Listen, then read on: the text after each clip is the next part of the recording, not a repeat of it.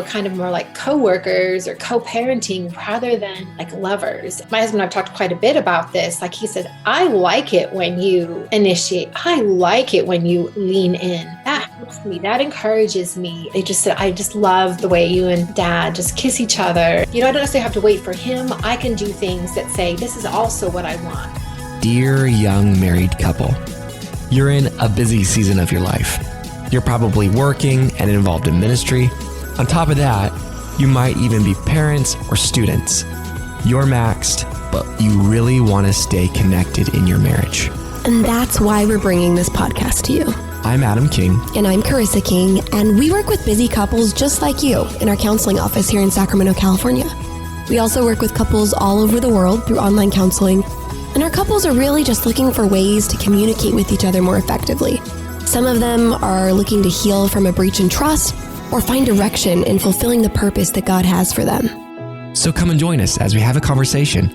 We'll talk with therapists, authors, pastors, and other couples who will pour into us, giving us tools to become more intimately connected, get adventurous, and find purpose. Welcome to the Dear Young Married Couple podcast. Today's episode is for the ladies, and it's all about the flirtation experiment. And so I had the privilege of speaking with Lisa Jacobson today, who's the co-author of the book, The Flirtation Experiment. And Lisa is a podcaster, the founder of Club 31 Women. And she and her husband, they've been married for 30 years, and they live in the Pacific Northwest. And then their podcast is called the Faithful Life Podcast. So this episode is all about getting that spark back into your marriage, or just wanting to fan the flame higher. It's, you know, if your daily interactions are starting to feel kind of stale, or like you guys are ships passing in the night, this episode is for you. It's all about practical ways that you can experiment by flirting with your husband and really finding the intimacy and the romance that you crave. So listen into this awesome episode. Also, one quick note, we do have just a few slots left for our intimacy and adventure retreat in St. George, Utah. We would love to have you there with us live. It's going to be March 11th through the 13th in person. And it's all surrounding intimacy and adventure. So we have lots of fun adventures that we'll be doing, like sand duning in the four-wheelers on the sand dunes. We'll be golfing, and there are massages, hikes. That's all optional. But it's going to be a blast. And then all of our marriage sessions will be focused on intimacy and adventure. You'll get an intimacy and adventure kit on your bed when you arrive at the retreat. Beautiful hotel, by the way. All the pictures are on the website. So you can go to dearyoungmarriedcouple.com/retreat to register. And we hope to see you there. Welcome, Lisa, to the podcast. We're so happy to have you on today. Thank you so much. Thanks for having me. Absolutely. So I love the title of your new book, The Flirtation Experiment. And before we jump into what the experiment brought about in terms of the fruit in your marriage and in the marriages of those that you influence, we want to hear why this experiment. How did this come about between you and your co-author? Well, my co-author is Felicia Masenheimer, and she's also one of my contributors on the Club 31 Women. And so she called me, and we're also personal friends. So she called me one day and she said, okay, Lisa, I've been doing this thing for my marriage and I'm really excited about it. And I call it the flirtation experiment. And then immediately I had that sense of, okay, I love this. Tell me more. And she said, well, I just felt like we were in kind of a dry spot. We have lots of young children, and we're kind of more like co-workers or co-parenting rather than like lovers and friends. And so she said, I didn't let him know, but I've been secretly working on these little flirtations, and the effect was phenomenal. So she read me some of her notes and how it impacted not just him, but her and their marriage. And I started laughing. I just said, oh, I'm almost a professional flirt. Like, I totally get what you're talking about. And so earlier on, I've been married for almost 30 years. Mm-hmm. But earlier on in our marriage, when I had young children at home, I kind of had the same sort of experience. I didn't have a name for it at the time, but it was one of those moments where I chose to do something intentionally just to see if it would help, if it would work. And the impact was tremendous. And it was kind of that, later on, I've called it kind of my secret sauce, or the kind of thing that helps us keep the glue together, even when we're working through hard things or in a difficult season. So that's how it came about. And so we decided, let's do a book together, because we have two different women with different personalities, different marriages, different even seasons of life. And yet we really find that this is applicable no matter if you've been married 2 years or 50. That's so cool. I love that. Okay, so let's get practical. Talk to us a little bit more about what the flirtation experiment could include. What did it include in the early stages when you guys were just experimenting with your own husbands?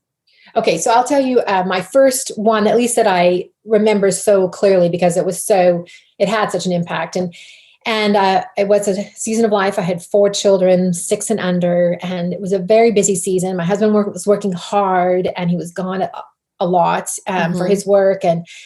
And so I was at home, I was just making dinner, and the kids were on the kitchen table waiting for dinner, kind of like throwing their napkins at each other and kind of playing, but almost on the border of arguing. Yep. The deal. Totally. And he walked into work, walked in the front door, and he came behind me, and he kind of wrapped his arms around my waist while I was cooking. And I should have been just thrilled. Like I should have like, oh, honey, you're home. But I was just mad. Like I was already mad. And yep. And so I kind of did the, not saying anything, but just kind of shrugged him off, basically saying, get away from me. Okay.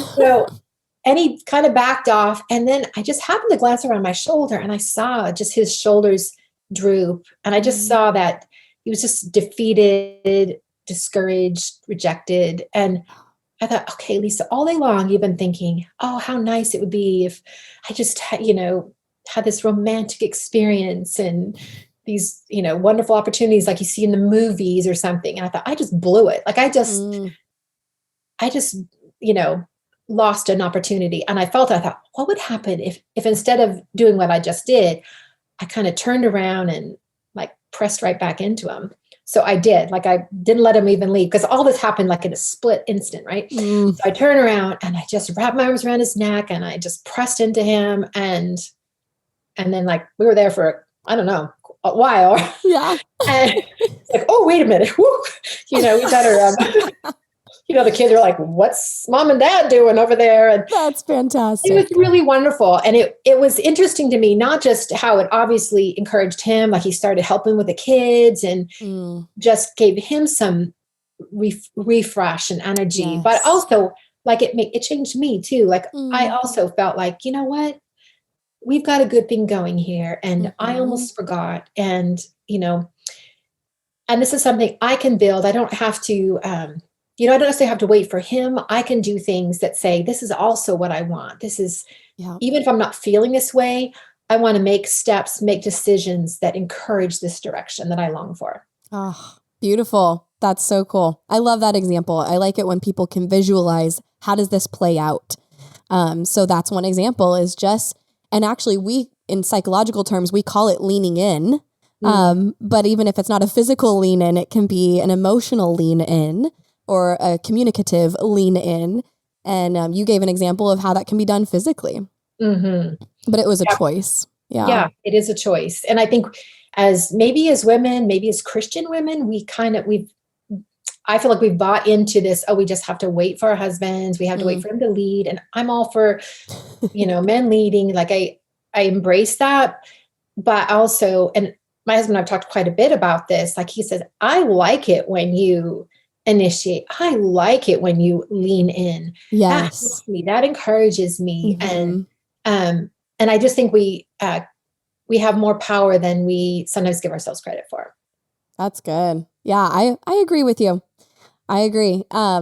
So it's interesting you talked about the Christian women aspect, because you could have just said women in general, but you chose to say as Christian women.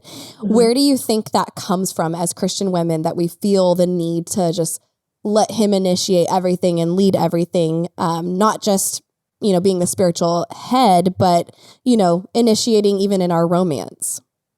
Yeah, I do think it's that trickle down effect that we somehow took the idea of spiritual leadership, again, which I embrace, but kind of made it seem like they have to do everything. They have to initiate sex. They have to initiate conversation. They have to initiate family rhythms. It's a lot on this guy who's working full time as well as trying to be a husband and father. And it's actually something you can be helpful with. It's something that, like I said, my husband has said, yeah, this doesn't make it all on me. And it makes me feel wanted. It makes me feel cared for. And I thought, I never thought of it like that. Right. Yep. So, yep. Not That's all good. on you. It's something we're doing together. Yes.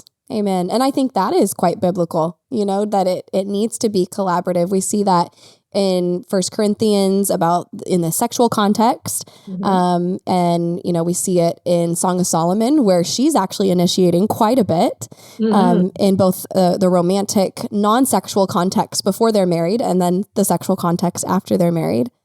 Yeah. So it's quite biblical. Yes, it is. Like, I love that you mentioned the Song of Solomon part, because I think we sometimes miss or pass over the fact that this woman has a lot to say and a lot to offer their relationship. And I love the visual of her pursuing him. Like when she goes out in the night and she's like, where are you? Yep. And she's the one that's seeking him. Yep. And I think that's a beautiful picture of what we can do and want to do. Yes. Okay. So if a woman is listening and she's like, okay, I want to try this experiment, where do I start? How would you guide her in starting this experiment with her husband? So I think it's a good idea to just list a couple of things, couple of areas you want to change. Maybe you want to connect more. Maybe you want to have date night. Maybe you want to have more sex. Like, I hear this quite a bit. And so but be pretty specific about what your expectations and hopes are. And then if you could write down one or two things that are small but specific that you're going to try for a period of time, maybe 7 days, maybe the next 30 days. Because that is something, like, as you know much about scientific experiments, is it's important to be specific and have your time frame so that you know what you're pursuing, rather than that general, I just want. You're really saying, no, this is what I'm going to try. And that's kind of the thought behind it, calling it an experiment. An experiment, you're actually trying to specify an outcome. And I love the idea of an experiment because you can even think of a hypothesis, right? Like you visualize it coming to pass, and that actually helps with you pursuing that outcome. Yeah, like Felicia used one, like this is one of the first ones that she told me about. And she said, I'm not really a fun person, but I want more fun in our marriage. And my husband is a fun person. And so she said, I just realized I'm kind of all business, this is what we need to get done. And even though at the same time I'm complaining that, there's not more laughter in our marriage. So she said, okay, so every day, for 7 days, she was going to play some kind of joke or some kind of prank with him.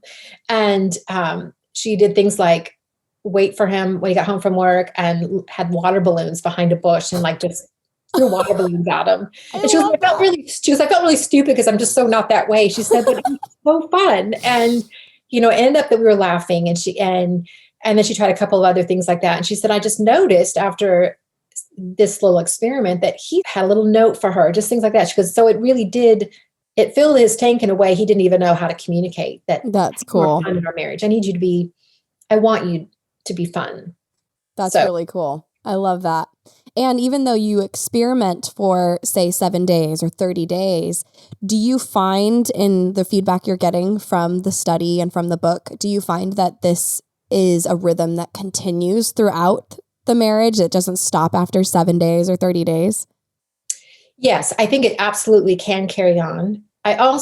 We have found that it's something to renew, and it doesn't like, I fixed that. Right. Now we're the fun couple, or, now we're connected. Yeah. But what's really nice about it, because now I've been doing it formally for the last maybe 3 years now. But occasionally Felicia and I will talk on the phone and we'll say, we'll share with each other about maybe something we're struggling with or discouraged by. And like, okay, you know what?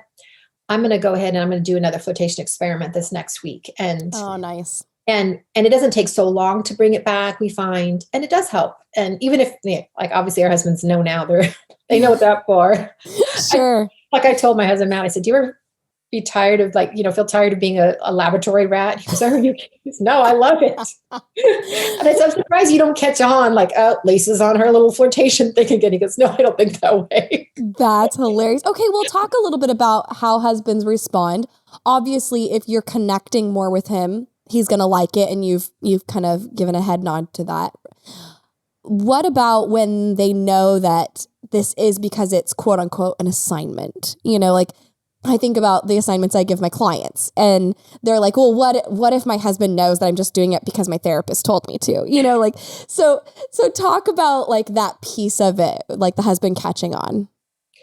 Well, so far, the results from my husband, her husband, and then the other women that have done this experiment, they said it's been 100% positive, and they didn't care what was motivating it, just that they liked that it was doing it. As long as it was genuine, which of course has been pretty much the case for most women. They're like, I don't know how to do this. I just know I want to do this. And so many of the husbands have also appreciated that their wife is being vulnerable this way. They actually recognize that it's uncomfortable or stretching sometimes. Yes.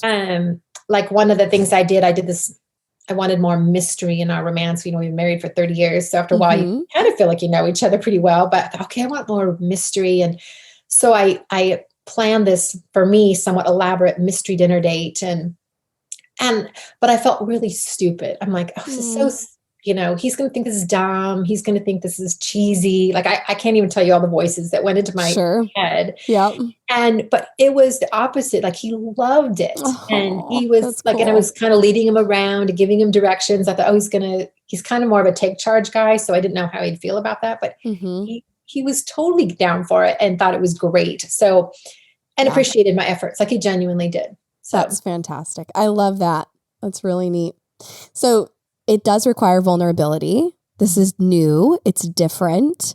I explain it this way. You're going out for a high five and you don't know if you're going to get a high five back. You might be left hanging. Now, in all the cases you've described, you've had some pretty good outcomes. So they have an idea of, okay, I'll probably get a high five back, but you don't know. And especially if you're not one to initiate, typically you're not one to take risks, that might be really hard to overcome. Can you give some tips to the women out there who are saying, that's not me. I don't know if I can take that risk. I don't know if I can be vulnerable and try something new like that. That's a tough one. And I just want to acknowledge that it's a challenge. And, but what I have personally wrestled with is that this is something that I want and I want for us. So no matter how he responds, I want to know at the end of this experiment that I've done what I can to achieve this outcome, even if it doesn't turn out the way I wanted or hoped. And so you can still feel good, even if you're disappointed or discouraged. So again, not taking away from that. And I did have some of those experiences as well, where it didn't work out the way I had thought it would or hoped. It's part of the experiment, right? Yes, it was an experiment. And a few things came out of that. Again, just me realizing it's okay if I try, even if it doesn't turn out the way I'd hoped. Yes. I can feel good about that. But also in these cases I'm particularly thinking of, it was a growing experience for me in realizing, okay, what can I do different? What can I do maybe even better so we can communicate that this is important to me? And what I'm thinking of is celebrating. We're just not very good celebrators, and I wanted more celebration. And it did not work out. Did not work out. And I ended up leaving just like, oh, see, we're never going to celebrate ever again. We're just not celebrating. I'm just going to have to resign myself. But it wasn't true. It was true. We didn't have an initial success, but we have continued to work on it. Okay. And I would say even now that he is just more aware of how important it is to me, and that he's also working on it in his end. He goes, this doesn't come natural to me, but I want to do better. And so, and I think part of that is me not being so quick to just go, oh, failure, instead of going, okay. Yeah, that's good. Yes, but let's keep swinging. I like that. And it does bring us back to the whole experiment concept. that this doesn't have to go perfectly. And so if you do feel some, anxiety or trepidation about trying something new, accept the fact that it might not go exactly like you envision. Your hypothesis might not come to fruition, and that's okay. You can go back to the drawing board and you'll still accomplish some things. In fact, I have teenage boys at home right now, and they're taking chemistry and physics, and they're in my kitchen often with, the vinegar and doing like, what are you doing? Like, well, I'm supposed to, if I pour this into that, it's supposed to do that. But I said, well, it just looks like a mess to me. Like, I know, but I was really immediately convicted. Like, I don't think of them, oh, that's a failure. Like, that's not my response. My response is, why don't you go back to your original experiment? What, did you follow all the steps? Is there something you could do differently? And I thought, oh, Lisa, this is keep this picture in your mind of, your son Hawken on the kitchen island with his bottle of vinegar, yes. going, hey, that's okay. Try again. Try something a little different. That's awesome. That's a good visual to go back to. And I think, any of us with children could plug in an experience we've had with our kids, whether it was an actual experiment in the kitchen with vinegar and whatnot, or just anything that they're trying for the first time. I mean, my daughter's 4 and she's riding a bike, and some days she actually does really well without training wheels. And then other days she gets a lot more anxiety about it, and it's okay. We just have to keep practicing and go back to the drawing board. And what are some other methods that we can use that will help? Yeah, that's good. So anything you can plug in there to help with the visual of giving yourself grace. Definitely. Yeah. What are some of the other experiments that you guys talk about in the book? We'll be right back to the interview, but first we wanted to share something that we are really excited about. So, we all have those times where we don't feel super connected to our spouse, and we really don't know what conversations to have to get us to that connected place. And then on top of that, we're so busy that we don't prioritize those conversations. And that's why we created the monthly live date night. And monthly live date night is every month on a Friday night for 90 minutes, 60 minutes. We focus on a topic that you guys pick, and then 30 minutes we do a Q&A, and it's live where we're all together asking questions and giving answers on topics related to your marriage, your intimacy. And we share tools. We have handouts that we call homework, because we want you to be there to listen and to soak in, but we really want you to take action in your marriage too. So come join us live for the next monthly live date night. Check the link in the show notes for dates and details. All right, back to the interview. Okay, so some of the other ones we talked about were just connection, and like for us, we had a season that, well, a lot of us had a season. Yes. So I don't even explain that, where we just kind of fall into a rut too, just like watching shows in the evening, not really communicating, not really like we were just fried. And I share this in the book. I think that's fine. Like I don't, I'm not harsh with ourselves about that, but I also didn't want that to be our new way of being. And I did miss our times of evenings of connecting after the kids were in bed and having those conversations, just even if it's just, how was your day, to how are you feeling? What are you thinking about? So I had to think through of how can I break this cycle we've fallen into, and without giving him the big, what I call the big relationship talk, you're not doing this and we're not doing that, and we need to do better, because I think he gets tired of those little pep talks from me. Yes. So I just said, hey, why don't we play a game? Why don't we bring out the old Scrabble board? And at first he's like, oh, okay, I'm tired. But then he beat me soundly. So that, cheered him up, and so it was fun. Yes. But so we started just making a goal of playing games 3-4 times a night, 3 or 4 nights a week. And, oh, wow. And just for a little bit, like it doesn't have to be all evening. It's just a round or two. And that got us laughing and talking and just getting out of the mind rut we found ourselves in at the end of the day. So that's a good way to put it, a mind rut. We can often find ourselves there. I love what you put on the back of the book. Do your daily interactions with your husband look more like a meeting between coworkers? And you referenced that concept earlier, that especially at the end of a day, the end of a work day, you could get into conversations or lack thereof that just seem like your coworkers, in the same space. And so being intentional about this is going to be key. Talk about the consistency that's required here. Yeah, I know that we all naturally long for those big sweeping moments, that just really great date night or moment of deep connection. But as I think most of us probably know deep down, at least, that it's really built on those small things every day, or at least most days. And when I remember that, it helps me to be faithful in those little things. Another example in our lives, as far as like a small daily thing, is we start each day having coffee together in the mornings. And I, as a wife, have an option. I can use this as my mark off my list sort of time, who's taking which kid where, and which bills have or have not been paid, like just the things. Because for me, that helps me like clear my head, right? Sure. But it's not romantic. It's not what friends do. Like if you and I were sitting down having a cup of coffee, I wouldn't go, okay, so, Right. It's true. have you done all your school shopping? And, we would talk about things. And so we try to make that time somewhat sacred and not talk about business. And just for those 30 minutes in the morning, we just talk about you, me, what you're thinking about, what you're dreaming about.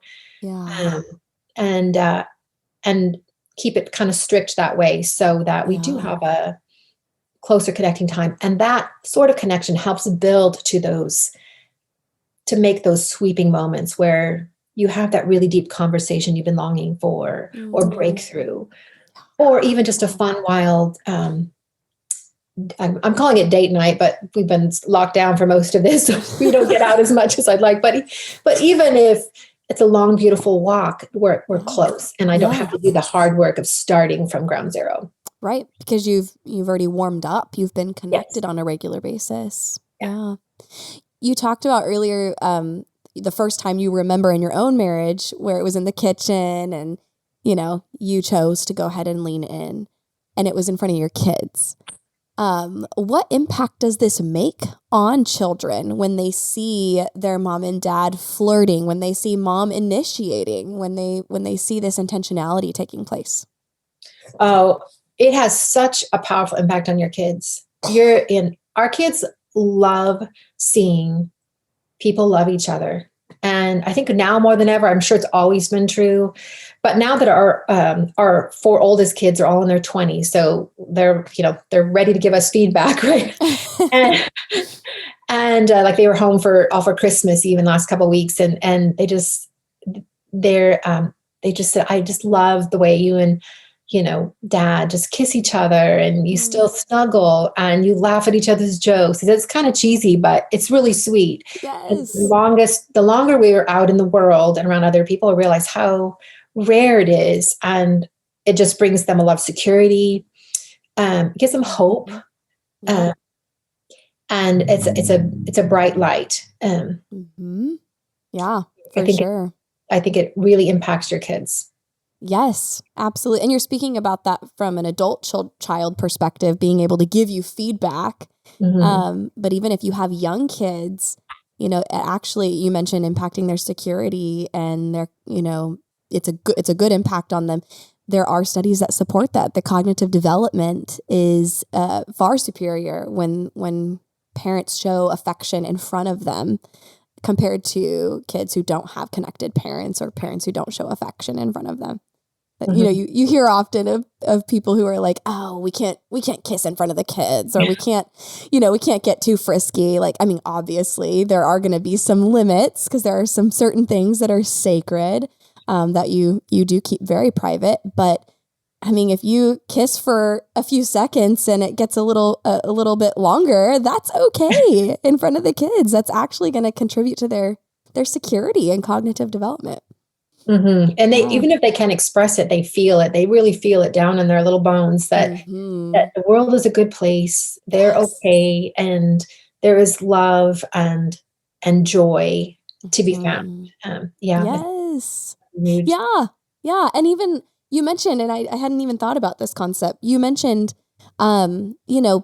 seeing mom and dad connect helps them realize that people can love each other and people can connect. It's not even necessarily about the marriage, although that's a big piece, but it's just about humanity in general. Like they see a lot of hate around them in our community and our society and a lot of division. And so to see that people can still connect, I think does give them that sense of grounding. Mm-hmm. It does. I love that. That was well said. Thanks for that. So what would you tell someone who doesn't know where to start when it comes to flirting with their spouse? Now that we've talked about all the principles, we've given some examples, what would you say is a good starting point for them? Okay, well, I recommend getting our book, The Flirtation Experiment. Yes. And we will link that in the show notes, by the way. Because it does really both lay it out, but also give lots of examples that you don't have to follow exactly what we did, but you can go, okay, well, in our marriage, this probably would make better sense, or I would like to try this. So there's lots of room for creativity that way.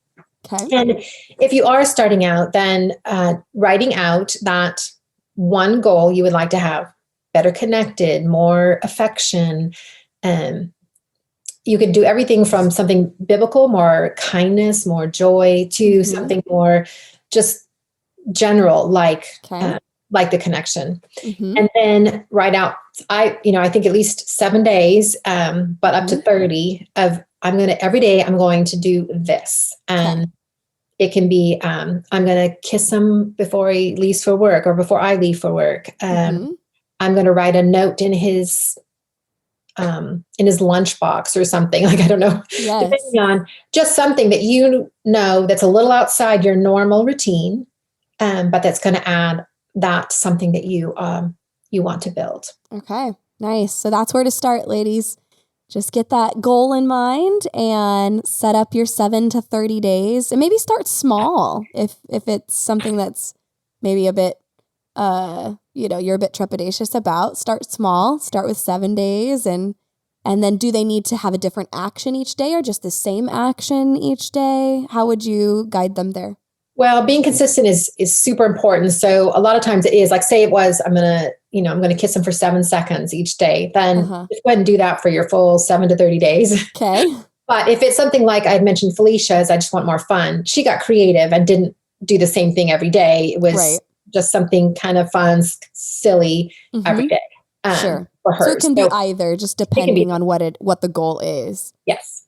Okay. I like that. So good, Lisa. This has been fabulous. I think this will spark some excitement for a lot of the ladies listening. And husbands, if you're listening, feel free to shoot this episode to your wife. And I don't think it could do anything harmful. I think it would just be a good conversation point if nothing else. And then hopefully it'll be something that really just blossoms into the experiment and the fruit that comes from that experiment. Yes, definitely. Yes. Okay, Lisa. So we are going to close out the podcast. I have a couple questions for you. One question is, other than the book, are there any other resources that you would recommend to folks listening pertaining to this subject or just marriage in general? Well, I also have a couple other books that I'll recommend, and not just because they're my books, but they're the 100 Ways to Love Your Husband. And what's the title again? 100 Ways to Love Your Husband. 100 Ways. Okay. And these are short, like literally just short things that you can do, words you can say, thoughts you can have, acts you can express. And my husband's actually written 100 Ways to Love Your Wife as well. Nice. So, okay. A lot of couples have expressed that it's been very helpful because, for one, it's the one book their husband will read because it's short, easy to do. And we found that so many times, both for husbands and wives, but a lot of times, especially for husbands, they want to love their wife. They just don't know. They're just running out of ideas. Or so they'll go, oh, I could do this. You know, I can run her a bath and, light a candle. So they're practical things. They're 100 very practical ideas. Love that. Okay. So it's a great resource book. Especially if you feel stuck or discouraged, that you can go, I can do this without reading. There's a lot of really great marriage books out there. But sometimes they get kind of heavy, or you're just like, okay, I want communication. I want this or that. I just don't know what that looks like on a daily. Yes. So that's what those books are great for. So Okay, fantastic. Okay, well, we will link both of those in the show notes as well as the Flirtation Experiment. Right. Where can people contact you or find out more about what you have to offer and your resources? Okay, I am at club31women.com. And it's a website that just encourages you and your marriage, your parenting, your faith. And you can contact me there. I'm also on Instagram, same handle, Club31Women. Okay. Awesome. We'll put all that in the show notes as well.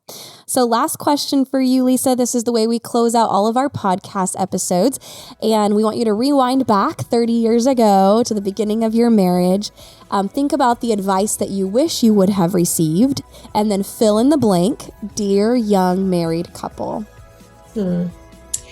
Dear young married couple, I would recommend that you give both of you room to grow. And just how you are today doesn't mean how it's always going to be. And really, I thought about this so much after 30 years, and you think, oh, look at where we are now. And I wouldn't have guessed that in 7 years in. I wouldn't have even seen that 12 years. And it can be sweeter, even if there are hurdles to overcome, discouragements, trials. But as you walk through them together, and as you seek the Lord together, He can do really amazing things that you never even saw coming. So, Amen. Oh, yes. Persevere. Persevere. Thank you so much, Lisa. You are fantastic. We appreciate what you bring to the table and the encouragement that you give so many wives and how that impacts so many marriages. So thank you for what you do. Well, thank you for having me. All right, friends, we really hope that you got a ton out of today's conversation. And if you want help, if you want personal guidance with individual counseling or couples counseling, or even help with you as a couple reaching the goals you have, just reach out. Give us a call at 916-678-1797 or shoot us an email at hello@dearyoungmarriedcouple.com. No matter where you are in the world or in your marriage, we can set up a counseling session with you and we can work toward progress. We also post marriage advice regularly on our Instagram, which is @dearyoungmarriedcouple, and we'd love for you to join us in conversation there. All right, see you next week.